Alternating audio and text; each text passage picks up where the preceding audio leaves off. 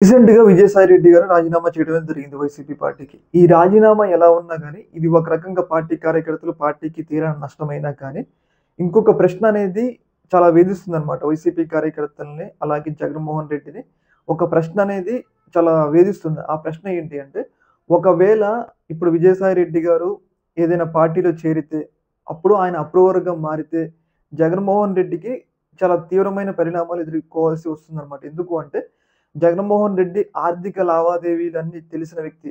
Jaganmohan Reddy business పెట్టినప్పటి నుంచి గూడా, జగన్మోహన్ రెడ్డికి సంబంధించిన లావాదేవీలు లెక్కలు చార్టర్డ్ అకౌంట్‌గా విజయసాయి రెడ్డి ఉన్నారు కాబట్టి, ఒకవేళ విజయసాయి రెడ్డి అప్రూవర్‌గా మారితే, జగన్మోహన్ రెడ్డికి తీవ్రమైన ఇబ్బందులు ఎదుర్కోవాల్సిన అవసరం ఉందని జెప్పేసి మనకైతే అర్థమవుతుంది. ఎందుకంటే, ఆయన ఏదైతే ఆయన మీద ఈడీ కేసుల్లో గాని, సీబీఐ కేసుల్లో గాని జగన్మోహన్ రెడ్డితో పాటు విజయసాయి రెడ్డి కూడా జైల్లోకి వెళ్లారు.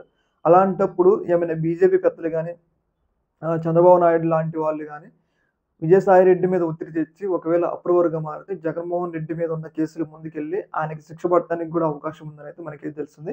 ఒకవైపు ఆయన పార్టీకి రాజీనామా చేసిన బాధ ఒకవైపు ఉండంగా, మరొక వైపు మాత్రం ఆయన అప్రూవర్‌గా మారితే పరిస్థితి ఏంటి అన్న ఒక వాదన కూడా వినిపిస్తా ఉంది.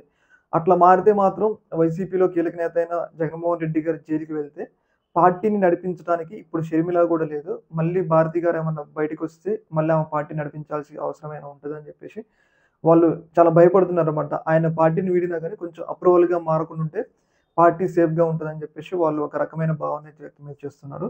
ఈ యొక్క ఇష్యూ మీద మీ యొక్క అభిప్రాయం తెలియజేయండి. ఓకే మరి. Thank you.